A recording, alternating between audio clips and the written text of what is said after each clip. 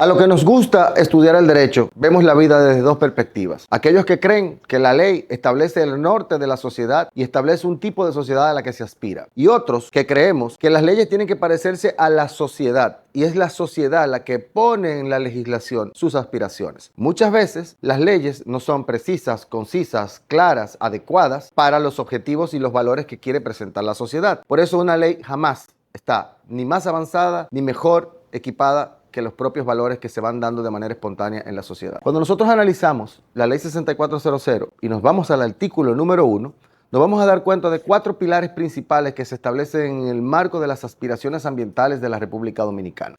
Y vamos a leer lo que dice el artículo número 1 y por qué este artículo es tan importante, como todos, pero es el artículo número 1. Dice, la presente ley tiene por objeto establecer las normas para la conservación, protección, mejoramiento y restauración del medio ambiente y los recursos naturales, asegurando su uso sostenible. Pues así, para poder entender qué son los objetivos, o sea, qué se persigue con una cosa y la acción o la cosa que se hace, es como que tú llegas a una casa y dices, yo tengo sed, y yo te digo, bueno, pues te ofrezco una taza de café. Y tú dices, wow, yo tengo sed, no quiero café. El café no me va a quitar la sed. Entonces, es lo mismo. La ley establece un conjunto de instrumentos y de parámetros y de acciones, y no necesariamente estas acciones y estos parámetros son adecuados para la situación social y ecológica y económica de un país o política. Entonces, vamos a ver, ¿qué significa el objetivo de establecer normas para la conservación? ¿Qué entendemos nosotros por conservar? Conservar es mantener las cosas como están, ¿verdad? Guardando su cantidad y su calidad. Digamos que ahí podemos resumir el concepto de conservar los recursos naturales, conservar las playas, conservar las montañas, mantenerlas como están. Luego tenemos el tema de establecer medidas para protegerlas. Protegerlas quiere decir que en una montaña no haya un incendio, porque el incendio va a afectar la biodiversidad y va a quemar a los árboles y va a dañar el suelo, le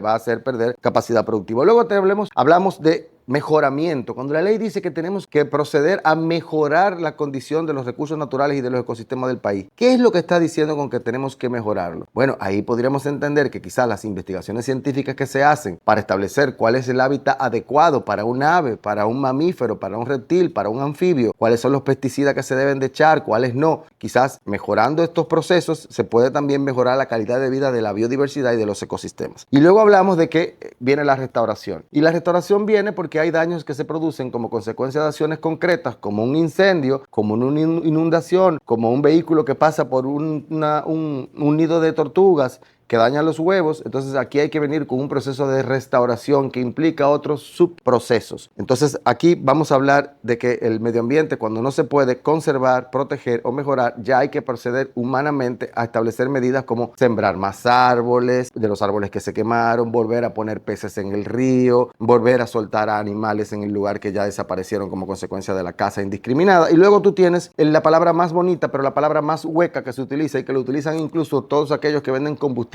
ecológicos, el concepto de sostenible. Hubo una definición muy famosa de Gro Harlem Brundtland del año 1987 que decía que el desarrollo sostenible es aquel desarrollo que satisface las necesidades de la presente generación sin comprometer la capacidad que tienen los hijos nuestros, es decir, las futuras generaciones, para poder satisfacer sus necesidades de agua, de aire, de oxígeno, de suelo, de comida, de animales, etc.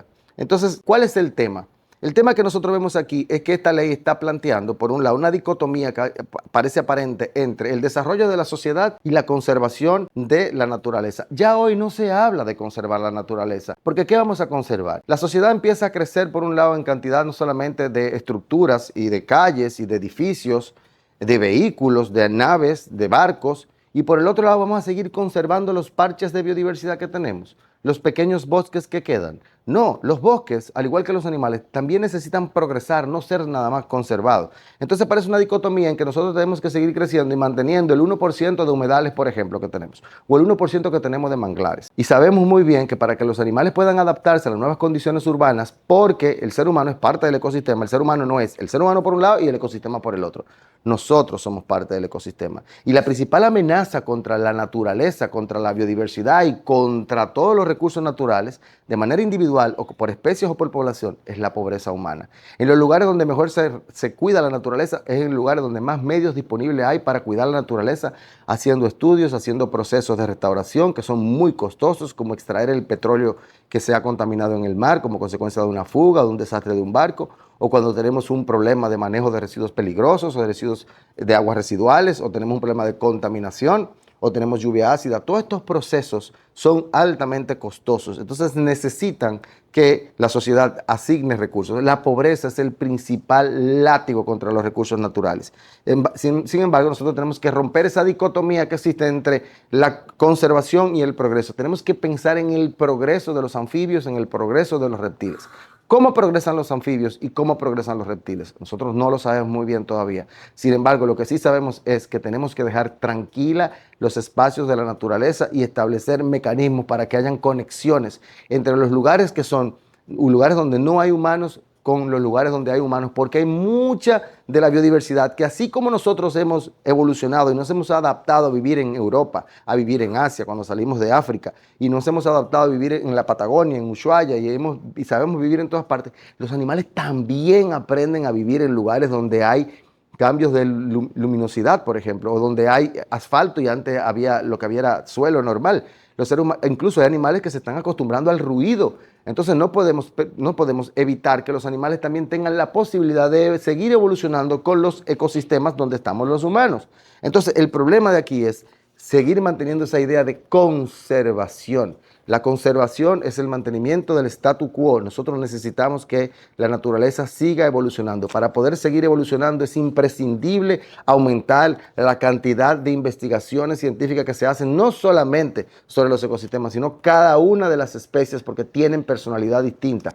Tenemos muchos tipos de bagre, por ejemplo, del pez gato. Tenemos muchos tipos de aves, más de 10.600 tipos de aves. Tenemos todavía una gran biodiversidad del Amazonas y de los océanos que no conocemos, de muchos microorganismos que no conocemos. Sabemos muy poco de cómo duermen muchos animales, o si duermen realmente, o si no duermen. Sabemos muy poco acerca de cómo se coagula la sangre en algunos animales, cómo lo pueden lograr para temperaturas muy fuertes. Entonces, para eso, para nosotros mejorar esas condiciones, nosotros necesitamos seguir investigando, que haya mucha investigación. Alguien había dicho equivocadamente de que todo estaba estudiado, que lo que había era tener acción. No. En las preferencias humanas cambian. En los años 50 había unas preferencias, en los años 60 otras, en los años 2020 otras. Los seres humanos tienden a cambiar sus preferencias. Entonces nosotros tenemos que también entender que los animales tienden a tener comportamientos distintos y que un perro y otro perro no tienen la misma personalidad, aunque sean de la misma raza. Entonces, la protección viene con tomar medidas que garanticen que ese ecosistema va a responder a las condiciones naturales que demanda, por ejemplo, el eucalipto, que demanda el ébano verde, a las condiciones naturales de agua, de clima, de temperatura, de biodiversidad. Esa simbiosis es esa cooperación que se da entre los árboles y las aves, entre los insectos y los árboles. Hay insectos que ayudan a mantener a raya a otros insectos que son malos para el árbol y el árbol le da cobijo a esos insectos. Entonces, ahí hay una protección, ¿verdad? Entonces nosotros tenemos que seguir investigando cómo proteger a los delfines del Amazonas, cómo proteger a los peces de agua dulce de la República Dominicana, porque todavía sabemos muy poco. Entonces luego tenemos que pasar con el tema de la restauración. Ya hay demasiado daño ambiental en el planeta completo, pero vamos a enfocarnos siempre en la República Dominicana, sobre todo en otros ecosistemas más cercanos. ¿Cómo nosotros podemos restaurar el medio ambiente? Para restaurar el medio ambiente lo primero que se necesitan son informaciones y monitoreo y comparaciones y estudios. Y para eso luego necesitamos expertos que sepan tomar decisiones correctas y que esas decisiones siempre sean revisadas, no por los propios expertos, por los expertos, pero también por la gente común y corriente, porque usted que me está viendo allá, usted puede ser ebanista, usted puede ser plomero, usted puede ser no especialista en medio ambiente y usted puede saber muchísimas cosas y aportar muchísimas cosas a los procesos ambientales sin que usted sea geólogo, sin que usted sea biotecnólogo, sin que usted sea ecólogo o sin que usted sea especialista en oceanografía y en batimetría del océano. Entonces, no solamente el medio ambiente para los expertos, el medio ambiente es para todos porque todos tenemos un impacto ambiental y todos con nuestras capacidades en cooperación podemos ayudar a mejorar evaluando permanentemente los proyectos. ¿Y qué ocurre aquí? Como en todas partes, que se hacen muchos proyectos y que luego esos proyectos nadie evalúa si se obtuvieron los objetivos que se perseguían. Una cosa son los objetivos de la ley y otra cosa es que la ley, la forma en que manda a que se cumplan esos objetivos, sean los adecuados. Si pasamos un resumen a la situación ambiental de la República Dominicana, nos vamos a dar cuenta que no se están logrando en el tiempo que demandamos los objetivos de cuidar nuestros ríos, nuestras costas, nuestras montañas y nuestra biodiversidad. Seguimos en Conexiones Invisibles.